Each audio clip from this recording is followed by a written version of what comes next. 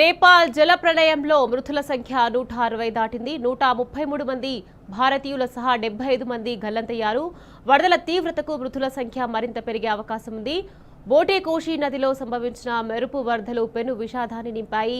ప్రకృతి విలయ తాండవానికి రాసువా, దాదింగ్, నువాకోట్ జిల్లాలు తీవ్రంగా ప్రభావితమయ్యాయి. అనేక గ్రామాలు, రహదారులు, వంతెనలు ధ్వంసమయ్యాయి. లక్షలాది కుటుంబాలు చిగురుటాకులా వణికిపోయాయి. క్షణాల వ్యవధిలో ఇళ్లు, ఆస్తులు, వందల ప్రాణాలు నీటిపాలయ్యాయి.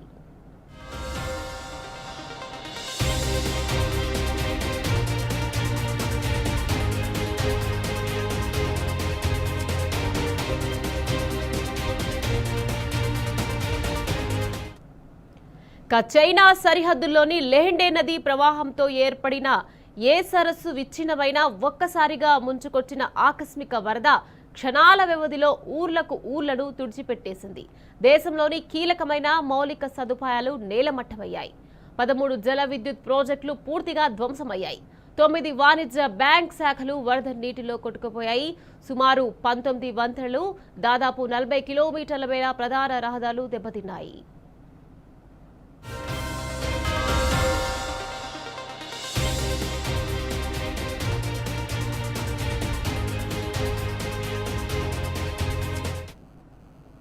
నేపాల్ను కష్టకాలంలో ఆదుకునేందుకు భారత్ తక్షణమే స్పందించింది. విపత్తు సహాయక చర్యల్లో భాగంగా అవసరమైన అత్యవసర సహాయం, వైద్య బృందాలు ఖాట్మండ్కు చేరుకున్నాయి.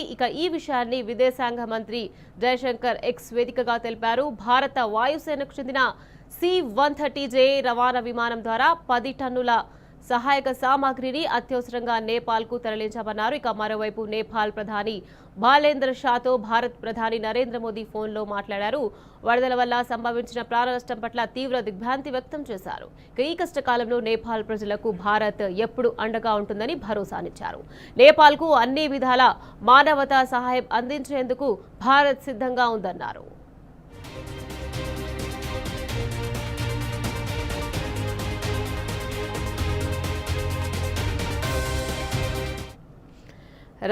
నేపాల్లో ఆకస్మిక వరదలకు సంబంధించి మరింత సమాచారాన్ని మా ప్రతినిధి సురేష్ మనకు అందించేందుకు సిద్ధంగా ఉన్నారు. సురేష్, చెప్పండి. నేపాల్లో ఆకస్మిక వరదల్లో 160 మందికి పైగా మృతి చెందారు. దీనికి సంబంధించి పూర్తి అప్డేట్స్.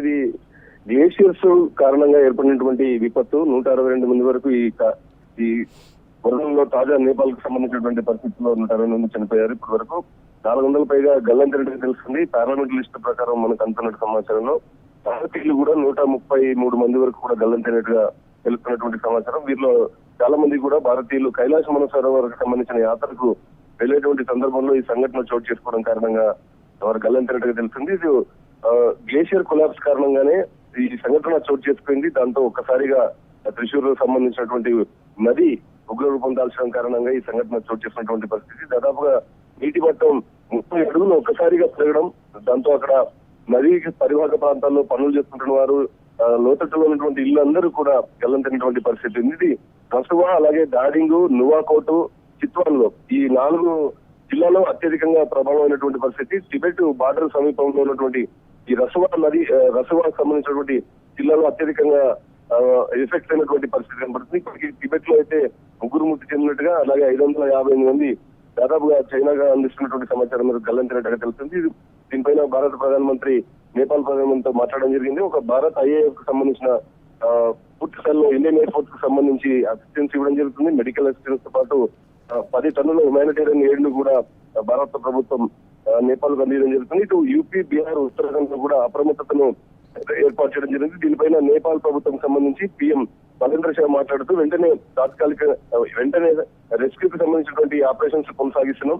వైద్య చికిత్సలను పూర్తి స్థాయిలో ప్రజలకు అందుబాటులో ఉంచుతూ తాగునీరు, ఆహారాన్ని అందించేటువంటి షెల్టర్స్ కూడా ఏర్పాటు చేసేందుకు నేపాల్ ప్రభుత్వం ముందుకెళ్లినటువంటి పరిస్థితి. దీనిపైన ప్రస్తుతం నేపాల్లో జరిగినటువంటి ఈ సంఘటనపై అమెరికా, ఇటు భారత్, చైనా, బంగ్లాదేశ్, ఇటు వరల్డ్ బ్యాంకు తమ ఎయిడ్ ను కూడా ప్రకటించడం జరిగింది. $7 లక్షల అమెరికా ప్రకటించడంతో ఇటు భారత్ మాత్రం air force support, medical assistance, దీంతో పాటు 10 టన్నుల హ్యుమానిటేరియన్ ఎయిడ్ ను కూడా ప్రకటించడం జరిగింది. ప్రస్తుతం అయితే ఈ భారీ వరదల కారణంగా మొబైల్ కమ్యూనికేషన్ కి సంబంధించినటువంటి పూర్తి దెబ్బతినడం జరిగింది.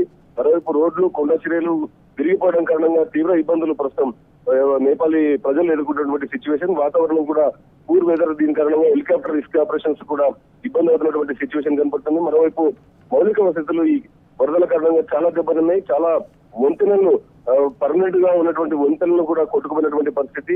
రహదారుల ప్రాంతాల్లో కూడా కనెక్టివిటీ తీవ్రంగా దెబ్బతినడంతో రాకపోకలకు తీవ్ర ఇబ్బంది ఏర్పడింది. దీంతో పాటు నేపాల్ అనేది హిమాలయాల్లో ఉంటుంది. ఇక్కడ హైడ్రో పవర్ కు సంబంధించినటువంటి ప్రాజెక్ట్స్ ఎక్కువగా ఉంటాయి. నీకు అయితే ఇక్కడ కనీసం దాదాపుగా ఇప్పటి వరకు అందుతున్న సమాచారం మేరకు 10కు పైగా హైడ్రో పవర్ ప్రాజెక్ట్స్ దెబ్బతిన్నట్టుగా, వరదల్లో పూర్తిగా కొట్టుకుపోయినట్టుగా తెలిసినటువంటి సమాచారం ఉంటుంది. ఇటు పిలిగ్రిమ్స్ పైన ఇప్పటికప్పుడు తాజా సమాచారాన్ని అందించేందుకు ఇటు భారత ప్రభుత్వం, నేపాల్ ప్రభుత్వంతో పాటు రాష్ట్రాల వారీగా కూడా ఉత్తరప్రదేశ్, ఆంధ్రప్రదేశ్, తెలంగాణ, ఉత్తరాఖండ్, ఢిల్లీకి సంబంధించినటువంటి ఎమర్జెన్సీ నంబర్లు కూడా ఏర్పాటు చేశారు. దీని కారణంగా ప్రస్తుతం రఫల్ గాడి చారిత్రాత్మకంగా ఉన్నటువంటి నేపాల్లో టిబెట్ మధ్య కీలక వాణిజ్య వ్యాపారం జరిగినటువంటి బార్డర్ ఏరియాలో దాదాపుగా ఈ ఎఫెక్ట్ ట్రేడ్ పైన కూడా పన్నట్టుగా అందుతున్నటువంటి సమాచారం. నిఖత్, సురేష్ చెప్పండి, ఇప్పుడు నేపాల్లో చిక్కుకున్న భారతీయులను సురక్షితంగా తరలించడానికి ఎలాంటి చర్యలు తీసుకుంటున్నారు సురేష్?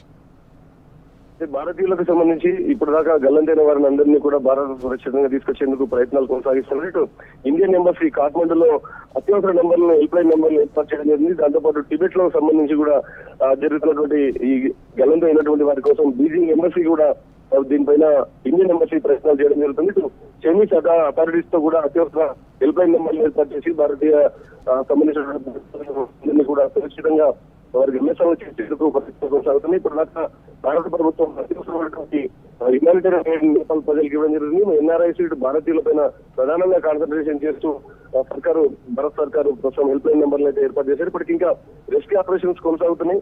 ఇప్పటికైతే ప్రస్తుతం ఇంకా పరిస్థితి ఇంకా సీరియస్ గా ఉందని చెప్పొచ్చు.